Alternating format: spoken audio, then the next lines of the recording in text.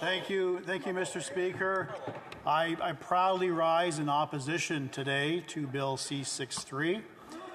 Canadians, I know it's a shock to the member opposite. Canadians take pride, Mr. Speaker, in living in a nation where justice prevails, freedoms are upheld, and our most vulnerable, especially our children, are protected. Yet today, after 9 years of this failed government, crime is rising, leaving families across the country concerned for the safety of their loved ones, both on the streets and online. Online criminal activity continues to surge, but the Liberals' response has been to push censorship bills that force Canadians into a false choice between their safety and free expression. Instead of addressing the real issues, this Liberal legislation silences Canadians under the guise of security, creating bloated bureaucracies led by the Prime Minister's hand-picked allies. Canadians are bearing the brunt of this government's failures.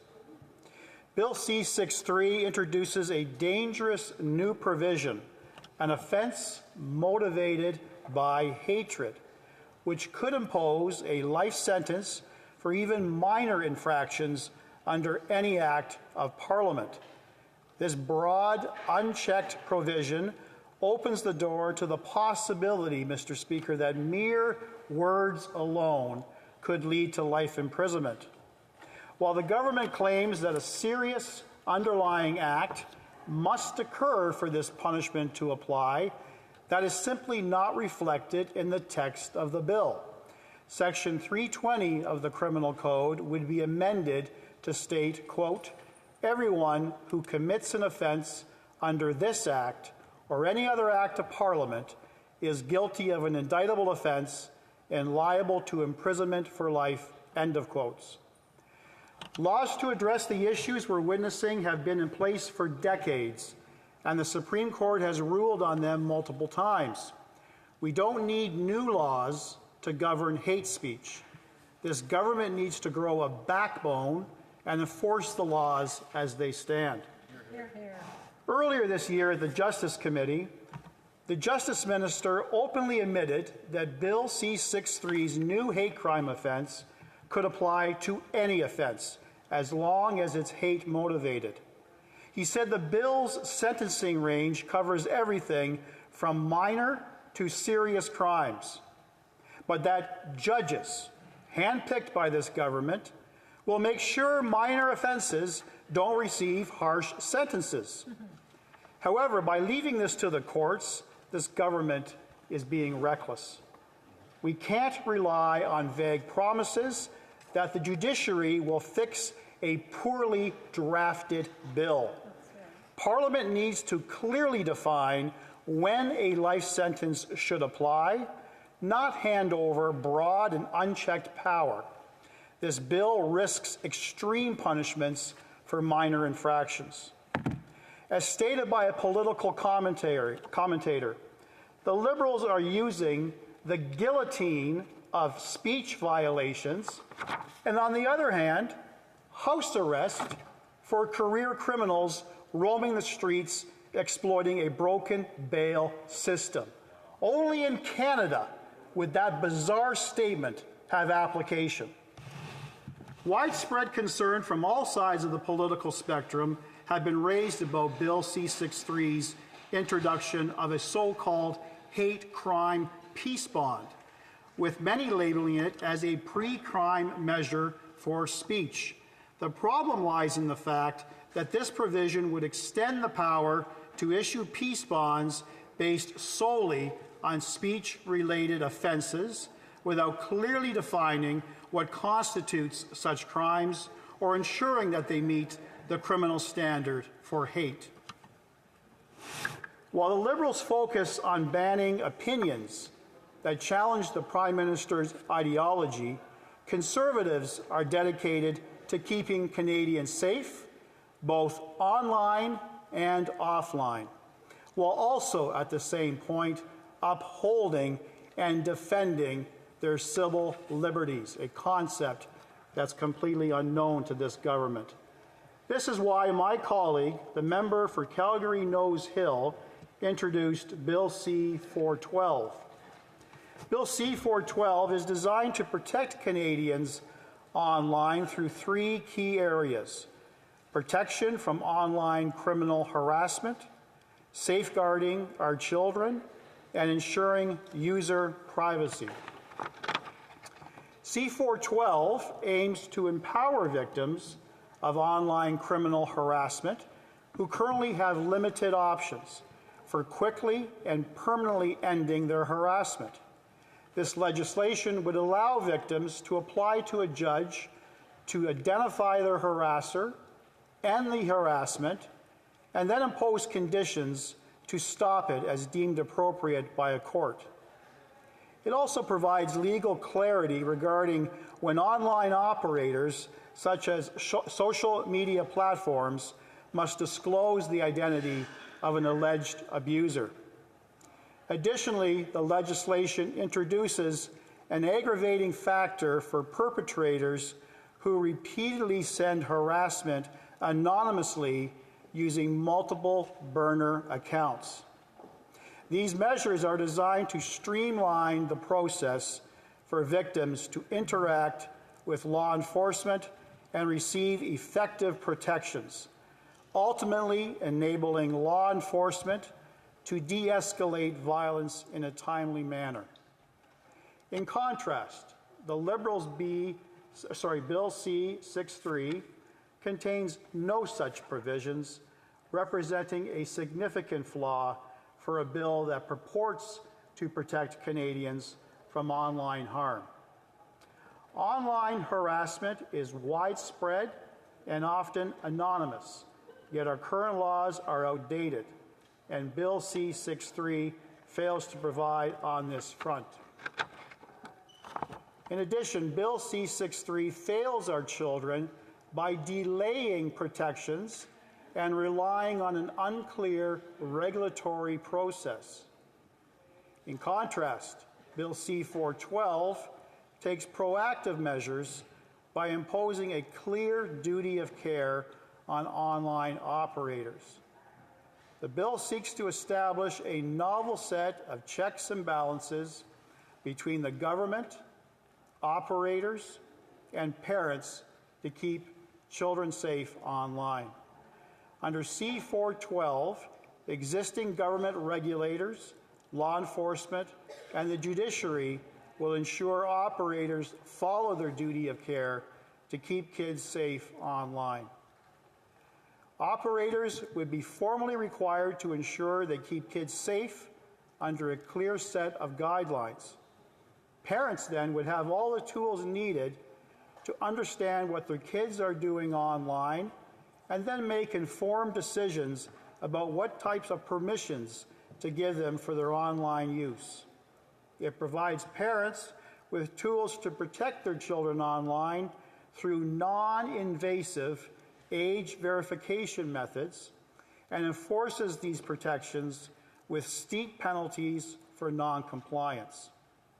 Bill C-412 specifically safeguards children against physical harm, bullying, sexual violence, and harmful online content.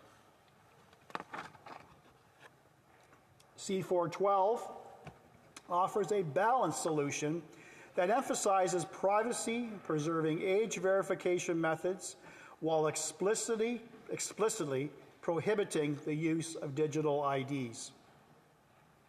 Many Canadians are concerned about privacy and the misuse of digital IDs. Bill C-412 ensures that digital identifiers cannot be used for age verification. Meanwhile, Bill C-63 leaves privacy concerns unaddressed and lacks clear prohibitions against the misuse of digital IDs. Bill C-63's vague regulatory framework allows for excessive bureaucratic oversight, creating opportunities for tech lobbyists to manipulate the process behind closed doors. Instead of providing immediate protections, it pushes key decisions into an opaque regulatory future, prioritizing the interests of big tech over the safety and well-being of Canadian families. By failing to effectively tackle online harassment and leaving significant gaps in protections, Bill C-63 reflects a government more concerned about creating a facade of action than genuinely, actively safeguarding Canadians' rights and safety. Bill C-63 seeks to reinstate Section 13 of the Canadian Human Rights Act, a provision, Mr. Speaker, that was removed by the Harper government, and even the Toronto Star, hardly a cheerleader for the Conservative Party of Canada, has deemed unnecessary for protecting Canadians from hate speech. Section 13, which was previously repealed for its overly broad and subjective application, allowed the government to censor speech without the need for criminal proceedings. Reintroducing this section would open the door to an extrajudicial system where vague definitions of hate speech could lead to a chilling effect on free speech. The new Section 13 would make communication of hate speech by anyone on the internet or other means of telecommunication subject to the jurisdiction of the Canadian Human Rights Complaints Mechanism. Standard of proof, not proof beyond a reasonable doubt, an extremely high standard, but merely a balance of probability, 50.01%. This is not only dangerous, but deeply flawed, as we've already seen the consequences when the Liberals attempted to appoint an arbiter under C-63, who had previously argued that, quote, terror was not an irrational approach, end of quote. This highlights the inherent risks in giving unchecked power to unelected individuals who may interpret free speech in ways that suppress legitimate voices. Section 13 would also pave the way for dangerous precedents like life sentences for hate crimes without proper legal thresholds. The Liberals have failed to provide evidence that such extreme measures would be effective in preventing hate when the laws we already have are not being enforced. We need to hear from legal experts and civil liberty groups to understand the unintended consequences that this could bring. What we really need, Mr. Speaker, is action. Action today, not years from now, and not censorship, which is exactly what C-63 does. The government should focus on enforcing existing laws and protecting ethnic minority groups by empowering the RCMP, the INSCT, and NSES to work collaboratively and quickly with local police forces and share intelligence to protect vulnerable communities. Directing CSIS to implement threat reduction measures and communicate threats to ethnic minority groups. To ensure the security infrastructure program provides real, timely funding to help community centers improve security. Rather than reintroducing Section 13 and limiting free speech, the government should enforce current laws and take meaningful action to protect Canadians. Mr. Speaker, it's no surprise that the Justice Minister is proud of the only piece of legislation he's managed to introduce since his appointment. Meanwhile, contrasts to the Conservative Party of Canada, who put forward 10 bills that offer real solutions to the issues Canadians face today. Even the Justice Minister himself, the bill's biggest advocate, the cheerleader to this failed Liberal government, admitted that it would take years for this bureaucracy to create and enforce regulations. Let that sink in. This widely hailed, very, very important piece of legislation is not going to protect families for years to come. That's the impact of this government. Announcements, no effective follow-through. According to his own logic, millions of taxpayer dollars will be wasted long before any meaningful protection or enforcement are put in place. Canadians deserve better than half-hearted reforms. They need a government committed to real accountability and actionable solutions. It's time for the minister to stop hiding behind buzzwords and start delivering results that protect Canadians day in and day out. As Shadow Minister for Justice, I stand firm in criminalizing and enforcing laws that protect our most vulnerable, our children. We must criminalize and enforce penalties against those who victimize children online or bully them digitally.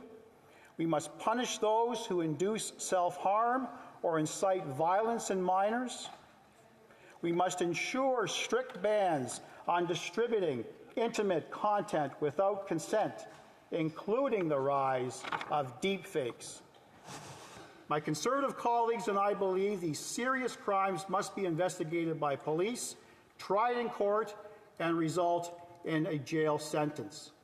We will not support the creation of bureaucratic offices that do nothing to prevent crime or bring justice to victims. A Conservative government will protect our children and punish those who prey on them, not create more red tape.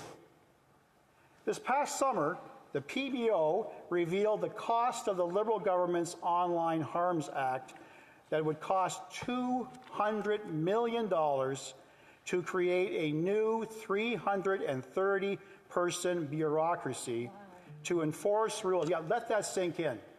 $200 million upfront, no protection, to create more work for a bloated bureaucracy.